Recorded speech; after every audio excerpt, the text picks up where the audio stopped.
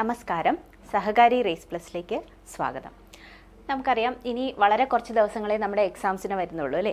അപ്പോൾ ഇനി പഠിച്ചു തുടങ്ങിയാലും അല്ലെങ്കിൽ പഠിത്തം ഒന്ന് ബ്രേക്ക് ആയിട്ടിരിക്കുന്ന ആരെങ്കിലും ഉണ്ടെങ്കിൽ ഇനി പഠിച്ചാൽ കിട്ടുമോ എന്നൊക്കെയുള്ള, അല്ലെങ്കിൽ ജോലി ചെയ്തുകൊണ്ട് പഠിക്കുന്ന ആൾക്കാരുണ്ടെങ്കിൽ ഉള്ള ഒരു ചിന്താഗതി ഉണ്ടാവും അല്ലേ.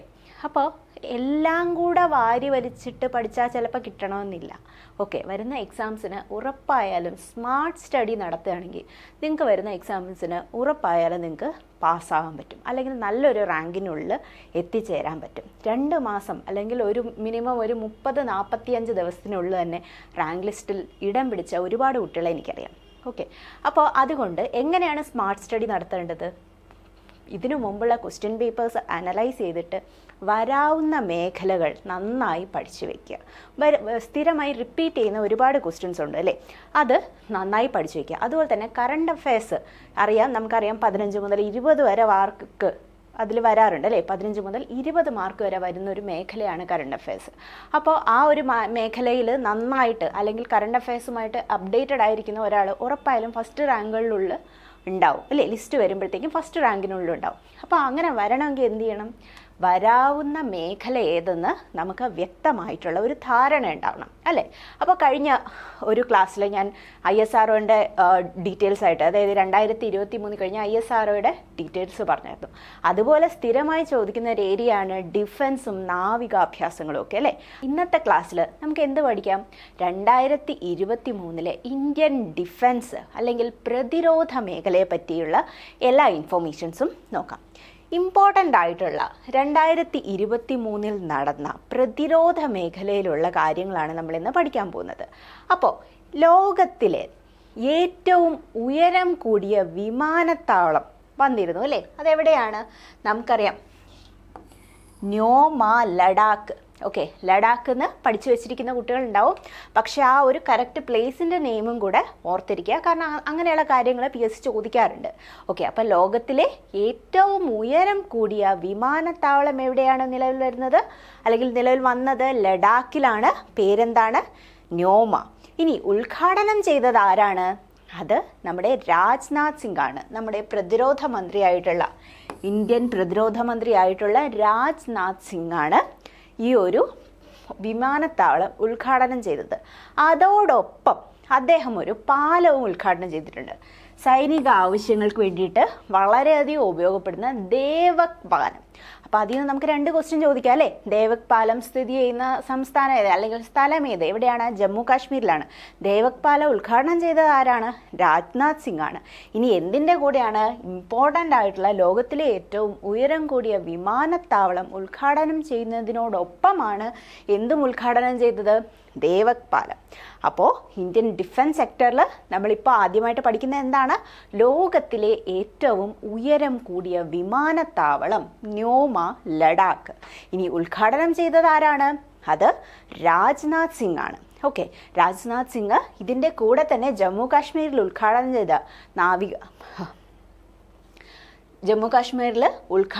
ചെയ്ത മറ്റൊരു പാലവും കൂടിയുണ്ട്. അതാണ് ദേവക് പാലം. അടുത്തത് INS തരങ്കിണി. INS തരങ്കിണി എന്ന പേര് കേൾക്കുമ്പോൾ തന്നെ നമുക്ക് നമ്മുടെ മനസ്സിൽ വരേണ്ട പേരെന്താണെന്ന് നമ്മൾ പറഞ്ഞു. ലോകയാൻ 2022. INS തരങ്കിണി എന്ന പേര് കേൾക്കുമ്പോൾ തന്നെ നമ്മുടെ മനസ്സിൽ എന്ത് വരണം? ലോകയാൻ 2022. ലോകയാൻ 2022 നമ്മളുടെ 14 രാജ്യങ്ങൾ പങ്കെടുത്തു എന്ന് പറഞ്ഞു അല്ലേ. 14 രാജ്യങ്ങളും 16 പോർട്ടുകളും സന്ദർശിക്കുകയുണ്ടായി. ഓക്കെ, 14 രാജ്യങ്ങളും 16 പോർട്ടുകളും സന്ദർശിച്ചു.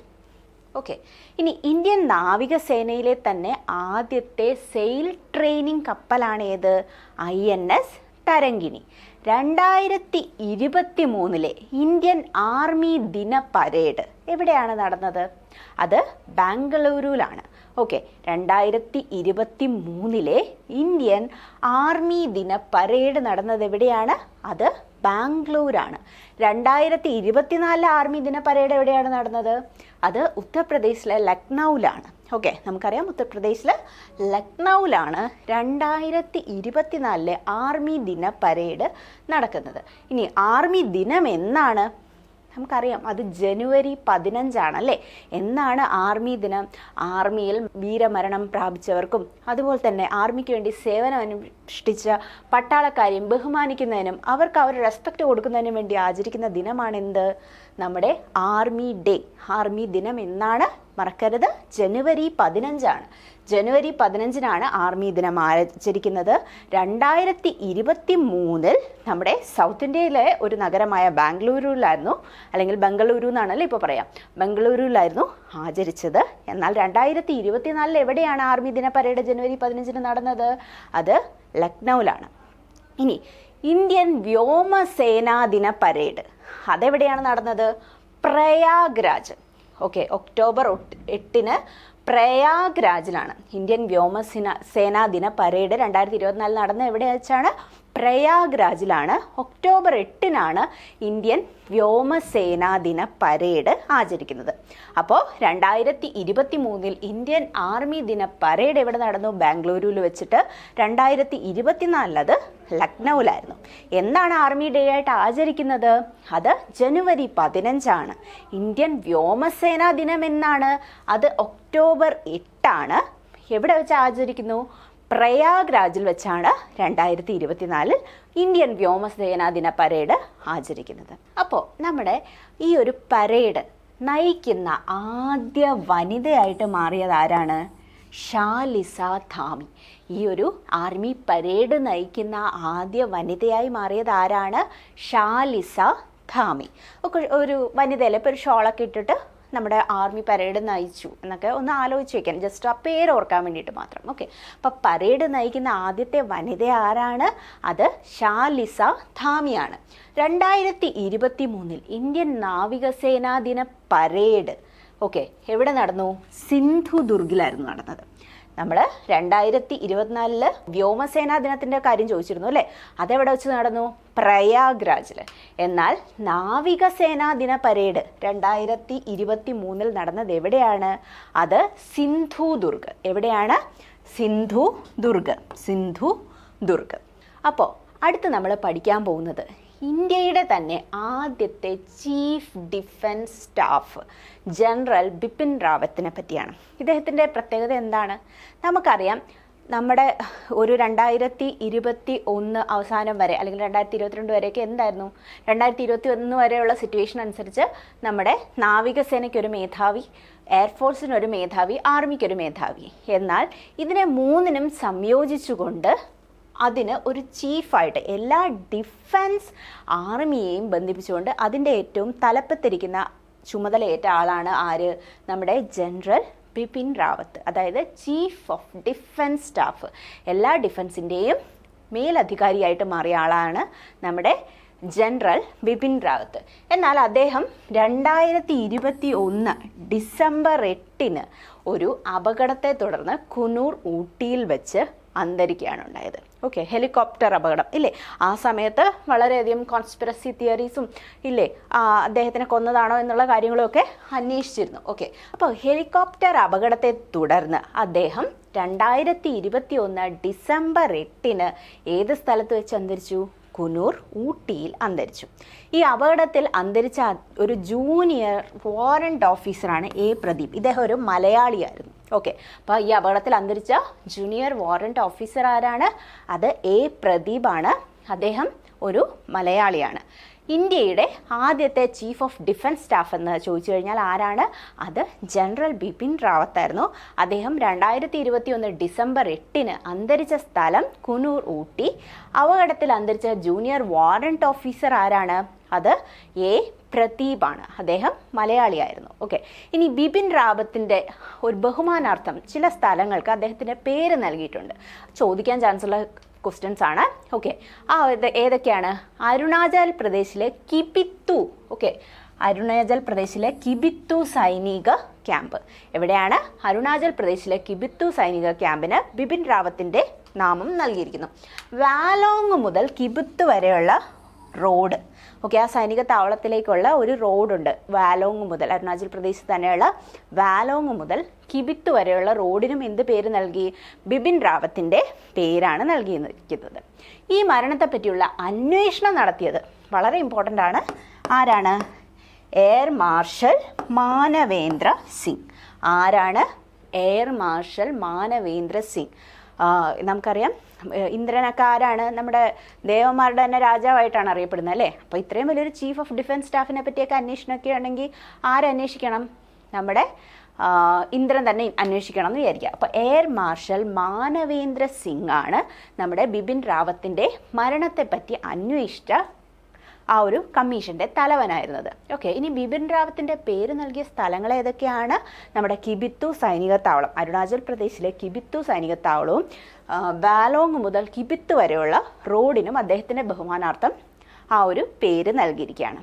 ഇനി അടുത്തത് അഗ്നിപഥ്. ഈ ഒരു പേര് കേൾക്കാത്ത ആരും ഉണ്ടാവില്ല അല്ലേ? പ്രത്യേകിച്ച് ഒരു 17.5 വയസ്സ് തൊട്ട് 21 വയസ്സ് വരെയുള്ള കുട്ടികളെല്ലാം ഇതിനെപ്പറ്റി ഒന്ന് അവെയർ ആയിരിക്കുന്നത് നല്ലതായിരിക്കും. കാരണം എന്താണ്? ഒരുപാട് അഡ്വാൻറ്റേജ് ഉണ്ട് അല്ലേ? അതായത് 4 വർഷത്തേക്ക് താൽക്കാലികമായിട്ട് കരാർ അടിസ്ഥാനത്തിൽ യുവാക്കൾക്ക് പ്രതിരോധ സേനകളിൽ സേവനം അനുഷ്ഠിക്കാം. നമ്മൾ ഈ പേര് കേൾക്കുമെങ്കിലും ക്വസ്റ്റ്യൻ നമ്മുടെ PSC ക്വസ്റ്റ്യൻ പേപ്പറിൽ കാണുമ്പോഴത്തേക്കും നമുക്കൊരു ഡൗട്ട് വരും. 4 വർഷമാണോ, 3 വർഷമാണോ, 5 വർഷമാണോ? ഇല്ലേ, ഒന്നും ടെൻഷൻ അടിക്കണ്ട, 4 വർഷത്തേക്കാണ്. പക്ഷേ ഈ ഒരു അഗ്നിപഥ് 4 വർഷത്തേക്കാണ്, കരാർ അടിസ്ഥാനത്തിലാണെന്ന് പറഞ്ഞ് ലോകത്തുള്ള എല്ലാവരെയും വിളിച്ചുകൊണ്ട് പോകുമോ? 17.5 വയസ്സ് മുതൽ 21 വയസ്സിലുള്ള കുട്ടികളെ എല്ലാം വിളിച്ചുകൊണ്ട് പോകുമോ? ഇല്ല അല്ലേ? എങ്ങനെയാണ് വിളിക്കുന്നത്? അവരുടെ ഫിസിക്കൽ എഫിഷ്യൻസി ടെസ്റ്റ് എല്ലാം പാസ്സാവുകയും ഒക്കെ ചെയ്തു കഴിഞ്ഞാൽ മാത്രമേ അവർക്കത്, അതും വളരെ കഠിനമായിട്ടുള്ളതാണ്. നിങ്ങൾ അഗ്നിപഥിൻ്റെ ആ ഒരു പരിശീലനം അല്ലെങ്കിൽ അതിൻ്റെ ആ ഒരു മത്സരങ്ങൾ ചെയ്യുന്നത് കണ്ടാൽ തന്നെ അറിയാം. നല്ല എൻഡ്യൂറൻസ് ടെസ്റ്റ് ആണെങ്കിലും ഫിസിക്കൽ എഫിഷ്യൻസി ആണെങ്കിലും വളരെയധികം ഉണ്ടെങ്കിൽ മാത്രമേ ആ കുട്ടികൾക്ക് അഗ്നിപഥിലേക്ക് സെലക്ഷൻ ആവുള്ളൂ. ഓക്കെ, അപ്പോൾ അഗ്നിപഥ് എന്ന് പറഞ്ഞു കഴിഞ്ഞാൽ എന്താണ്? കരാർ അടിസ്ഥാനത്തിൽ 4 വർഷത്തേക്ക് യുവാക്കൾക്ക് പ്രതിരോധ സേനയിൽ സേവനമനുഷ്ഠിക്കാം. ഏജ് റേഞ്ച് എന്താണ്? 17.5 മുതൽ 21 വയസ്സ് വരെ. ഓക്കെ, 17.5 മുതൽ 21 വയസ്സ് വരെയാണ് ഈ ഒരു കാലാവധി എന്ന് പറയുന്നത്. ഓക്കെ, ഈ ഒരു കാലാവധി കഴിയുമ്പോഴത്തേക്കും എല്ലാവരെയും തിരിച്ച് പറഞ്ഞു വിടത്തില്ല. ഓക്കെ, വളരെ നല്ല സേവനത്തിനുള്ള അലവൻസും എല്ലാം കിട്ടും. ഓക്കെ, ഇതിൽ എത്ര ശതമാനം പേരെ റീറ്റെയിൻ ചെയ്യും? 25% പേരെ കാലാവധി കഴിയുമ്പോൾ സ്ഥിരമായിട്ട് നിയമിക്കും. ഓക്കെ, സ്ഥിര നിയമനം നടത്തുന്നത് എത്ര ശതമാനം പേരെയാണ്? 20. ഇതിലെല്ലാത്തിലും മികവ് തെളിയിക്കുന്ന 25% പേരെ. 100 പേരിൽ 25% പേർക്ക് ഈ ഒരു കാലാവധി കഴിയുമ്പോഴത്തേക്കും സ്ഥിര നിയമനം ലഭിക്കും. 21 വയസ്സാകുമ്പോഴത്തേക്കും അടുത്ത് ഉള്ള ഗവൺമെൻറ് ജോലികളിലും കയറാനാവും. ഓക്കെ, അതുകൊണ്ട് അവർക്ക് ആ ഒരു എന്താ പറയുക 4 വർഷം ഒരു കുറവായിട്ടൊന്നും പോകത്തില്ല. ഓക്കെ, അപ്പോൾ കരാർ അടിസ്ഥാനത്തിൽ 4 വർഷത്തേക്ക് യുവാക്കൾക്ക് പ്രതിരോധ സേനയിൽ സേവനമനുഷ്ഠിക്കാനുള്ള ആ ഒരു പദ്ധതിയുടെ പേരെന്താണ്? അഗ്നിപഥാണ്. വയസ്സ് റേഞ്ച് എത്രയാണ്? 17.5 വയസ്സ് മുതൽ 21 വയസ്സ് വരെയുള്ള യുവാക്കൾക്ക് അപ്ലൈ ചെയ്യാൻ പറ്റും.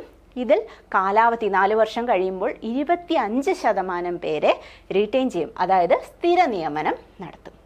അടുത്തത് സേവനകാലത്ത്, ഈ ഒരു അഗ്നിപഥിൻ്റെ സേവനകാലത്ത് ഒരു ആൾ മരണപ്പെടുകയാണ്. മരണമടയുന്ന വ്യക്തികളുടെ കുടുംബത്തിന് നൽകുന്ന നഷ്ടപരിഹാരം എത്രയാണെന്ന് ചോദിച്ചു കഴിഞ്ഞാൽ അത് 1 കോടി രൂപയാണ്. എത്രയാണ്? 1 കോടി രൂപയാണ് ആ ഒരു സേവനകാലത്ത് മരണമടയുന്ന വ്യക്തികളുടെ കുടുംബത്തിന് നൽകുന്ന തുക.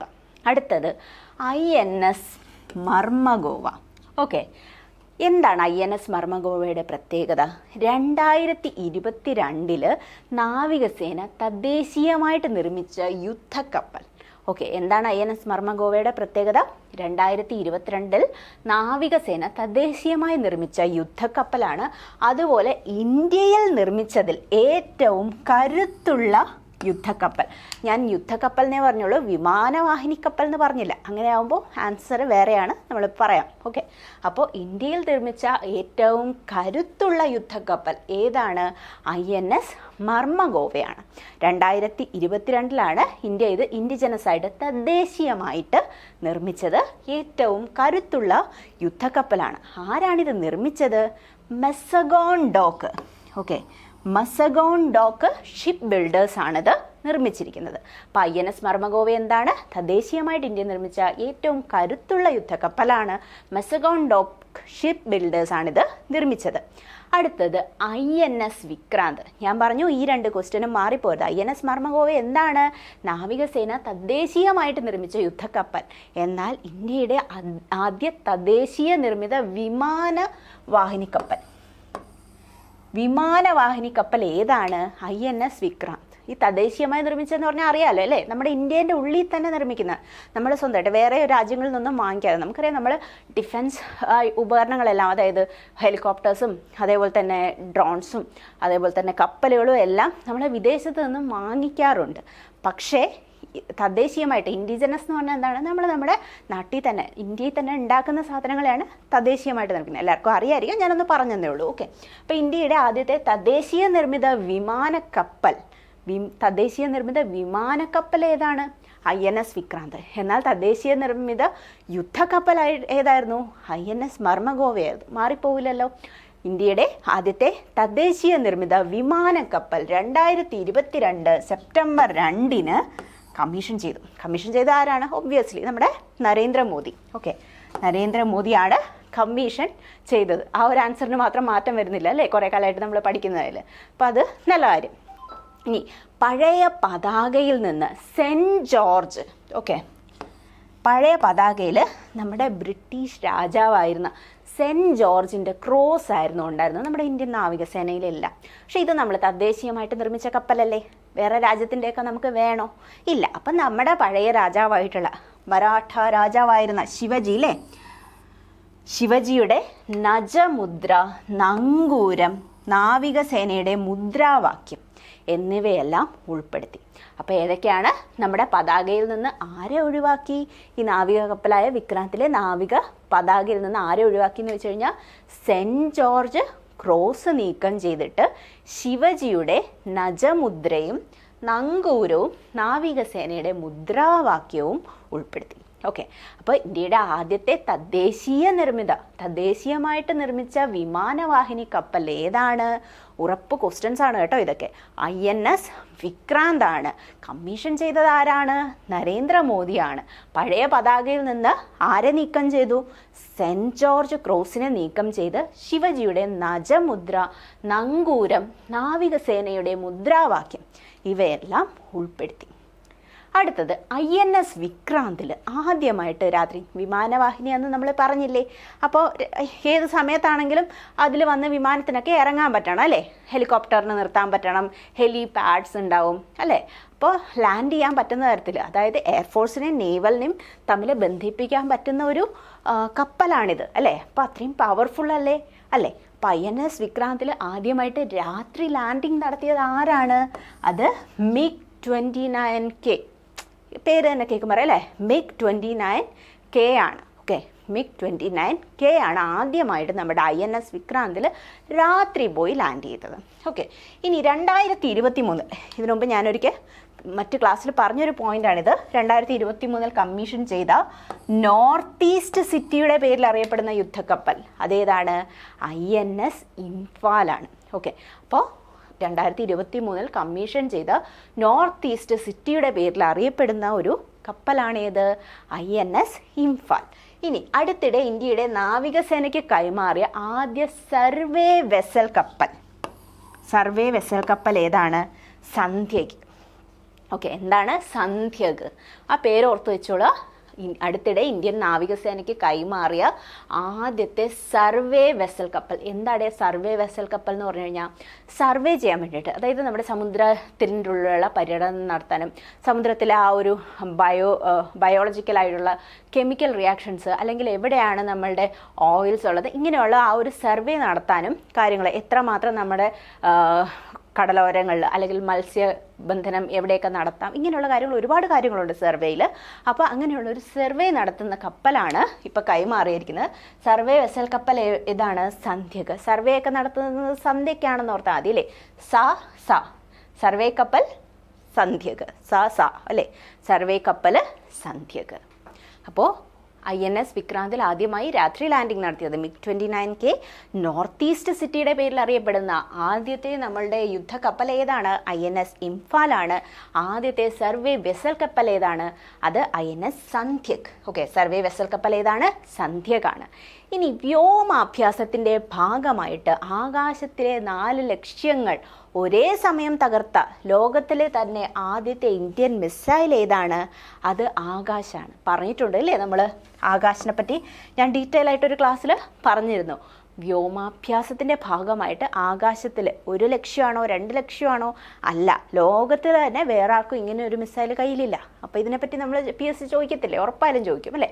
അപ്പം വ്യോമാഭ്യാസത്തിൻ്റെ ഭാഗമായിട്ട് ആകാശത്തിലെ 4 ലക്ഷ്യങ്ങൾ ഒരേ സമയം തകർത്ത ലോകത്തിലെ ആദ്യത്തെ മിസൈലാണ് ഏത്? നമ്മുടെ ആകാശ്. ഇനി മാൽവെയർ ആക്രമണങ്ങൾ പ്രതിരോധിക്കാൻ, മാൽവെയർ എന്ന് പറഞ്ഞാൽ എന്താണ്? നമ്മുടെ ഇന്ത്യൻ സോഫ്റ്റ്വെയർ, അല്ല ഇന്ത്യൻ അല്ല ഏതാണെങ്കിലും സോഫ്റ്റ്വെയറിൽ നമ്മുടെ കമ്പ്യൂട്ടർ സോഫ്റ്റ്വെയർസിനെ എല്ലാം തകർക്കാൻ പറ്റുന്ന തരത്തിലുള്ള ആക്രമണങ്ങളാണ് മാൽവെയർ ആക്രമണങ്ങൾ. അങ്ങനെയുള്ള മാൽവെയർ ആക്രമണങ്ങൾ പ്രതിരോധിക്കാൻ വേണ്ടിയിട്ട് മൈക്രോസോഫ്റ്റ് വിൻഡോസ് ഒഴിവാക്കിയിട്ട് പകരം നമ്മുടെ ഡിഫൻസിലൊക്കെ ഇപ്പോൾ നമ്മൾ മൈക്രോസോഫ്റ്റ് വിൻഡോസ് ആണോ ഉപയോഗിക്കുന്നത്, പകരം എന്ത് ചെയ്തു? ഒരു മായ. ഓക്കെ, മായ എന്ന് പറഞ്ഞാൽ എന്താ? ഇല്ലാത്ത ആൾ അല്ലേ.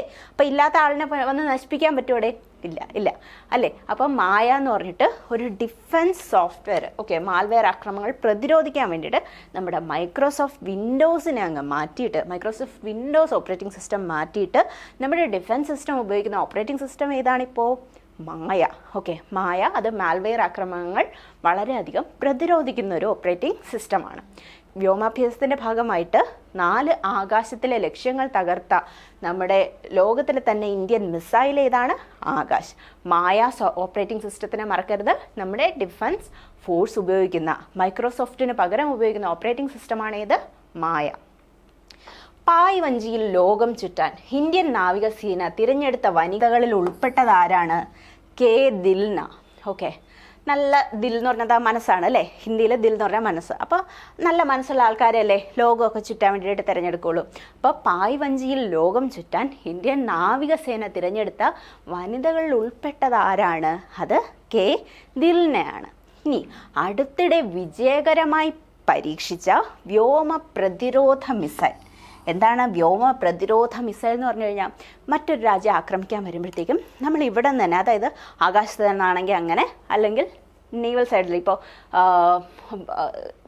കടലിൻ്റെ പുറത്ത് വെച്ചാണെങ്കിൽ അങ്ങനെ, എങ്ങനെയാണെങ്കിലും വരുന്ന മിസൈൽസിനെ അവിടെ വെച്ച് തന്നെ നശിപ്പിക്കാൻ വേണ്ടിയിട്ട് വ്യോമ പ്രതിരോധത്തിന് വേണ്ടിയിട്ട് ഇന്ത്യ പരീക്ഷിച്ച ഒരു വ്യോമ പ്രതിരോധ മിസൈലാണ് സമർ. ഓക്കെ, അടുത്തിടെ വിജയകരമായി പരീക്ഷിച്ച പ്രതിരോധ മിസൈൽ ഏതാണ്? സമർ. പായ് വഞ്ചിയിൽ ലോകം ചുറ്റാൻ ഇന്ത്യൻ നാവികസേന തിരഞ്ഞെടുത്ത വനിതകൾ ഉൾപ്പെട്ടതോ? അതാരാണ്? കെ ദിൽന. അടുത്തത് അർത്ഥശാസ്ത്രം, തിരുക്കുറൽ, നീതിസാരം തുടങ്ങിയ ഇന്ത്യൻ ഇതിഹാസ കൃതികളിൽ നിന്ന് സേനാതന്ത്രങ്ങൾ പഠിക്കാൻ വേണ്ടിയിട്ട് നമ്മുടെ സേന ആരംഭിക്കുന്ന പദ്ധതിയാണ് പ്രോജക്റ്റ് ഉദ്ധവ്. ഓക്കെ, എന്താണ്? നമ്മുടെ പഴയ ഇന്ത്യൻ ഇതിഹാസങ്ങളാണ് അല്ലേ. അർത്ഥശാസ്ത്രം, തിരുക്കുറൽ, നീതിസാരം ഇങ്ങനെയുള്ള ഇതിഹാസ കൃതികളിൽ നിന്ന് സേനാതന്ത്രങ്ങൾ, പഴയ സേനാതന്ത്രങ്ങളും കൂടെ പഠിക്കാൻ വേണ്ടിയിട്ട് സേന ആരംഭിക്കുന്ന പദ്ധതിയാണെന്ത്? പ്രോജക്റ്റ് ഉദ്ധവ്. ഇനി നേപ്പാൾ ആർമിയുടെ ഓണററി ജനറൽ പദവി ലഭിച്ച ഇന്ത്യക്കാരൻ ആരാണ്? ജനറൽ മനോജ് പാണ്ഡെ. ജനറൽ മനോജ് പാണ്ഡെയാണ് നേപ്പാൾ ആർമിയുടെ ഓണററി ജനറൽ പദവി ലഭിച്ചത്. നമുക്കറിയാം നേപ്പാളിൻ്റെ ഡിഫൻസ് സിസ്റ്റവും ഒരു പരിധിവരെ സംരക്ഷിക്കുന്ന ആരാണ്? നമ്മുടെ ഇന്ത്യൻ ആർമിയാണ്. അപ്പോൾ ഇന്ത്യൻ ആർമിയുടെ മേധാവിയാണ് ആര്? ജനറൽ മനോജ് പാണ്ഡെ. അടുത്തത് ഇന്ത്യൻ എയർഫോഴ്സിൻ്റെ പുതിയ വ്യോമത്താവളത്തിനായിട്ട് പ്രധാനമന്ത്രി തറക്കല്ലിട്ട ദീസ. എന്താണ്? ദീസ സ്ഥിതി ചെയ്യുന്ന സംസ്ഥാനം ഏതാണ്? അത് ഗുജറാത്താണ്. ഇന്ത്യൻ എയർഫോഴ്സിൻ്റെ പുതിയ വ്യോമത്താവളത്തിനായിട്ട് നമ്മുടെ പ്രധാനമന്ത്രി നരേന്ദ്രമോദി തറക്കല്ലിട്ട ദീസ സ്ഥിതി ചെയ്യുന്ന എവിടെയാണ്? അത് ഗുജറാത്താണ്. ഇനി ആൻഡമാനിലെ ഇനാൻ 370 ദ്വീപ്. ഓക്കെ, ആൻഡമാനിലെ ഒരു ദ്വീപിൻ്റെ പേരാണ് ഇനാൻ 370. ഈ ഒരു ദ്വീപിന് ഒരു പുതിയ പേര് വന്നിട്ടുണ്ട്, അതാണ് സോമനാഥ് ദ്വീപ്. എന്താണ്? സോമനാഥ് ദ്വീപ്. ആൻഡമാനിലെ ഇനാൻ 370 ദ്വീപിൻ്റെ പുതിയ പേരാണ് എന്ത്? സോമനാഥ് ദ്വീപ്. അടുത്തത് ഇന്ത്യൻ കരസേനയിലെ ആദ്യത്തെ വനിതാ യുദ്ധവിമാന പൈലറ്റായിട്ട് തിരഞ്ഞെടുക്കപ്പെട്ട ആരാണ്? അത് അഭിലാഷ ബറാക്കാണ്. വുമൺസ് വരുമ്പോഴത്തേക്കും എപ്പോഴും സ്ഥിരമായിട്ട് ഇതിനെപ്പറ്റി ക്വസ്റ്റ്യൻ ചോദിക്കാറുണ്ട്. ഓക്കെ, അപ്പോൾ ഇന്ത്യൻ കരസേനയിലെ ആദ്യത്തെ വനിതാ യുദ്ധ വിമാന പൈലറ്റ് ആരാണ്? അത് അഭിലാഷ ബറാക്കാണ്. ഓക്കെ, അഭിലാഷ ബറാക്ക്. ഇനി നമ്മുടെ സന്ദീപ് ഉണ്ണികൃഷ്ണൻ്റെ പ്രതിമ നമ്മുടെ മേജർ ആയിരുന്നു അല്ലേ. അതായത് ബോംബെ അറ്റാക്കിൻ്റെ സമയത്തൊക്കെ ആ ഒരു അറ്റാക്കിനെ പ്രതിരോധിക്കുകയും ഒരുപാട് പേരുടെ ജീവൻ രക്ഷിക്കുകയും അതേസമയം അദ്ദേഹത്തിൻ്റെ ജീവൻ നഷ്ടപ്പെടുകയും ചെയ്ത ഒരാളാണ് അല്ലേ സന്ദീപ് ഉണ്ണികൃഷ്ണൻ. ഈ സന്ദീപ് ഉണ്ണികൃഷ്ണൻ്റെ പ്രതിമ അനാച്ഛാദനം ചെയ്തത് എവിടെയാണ്?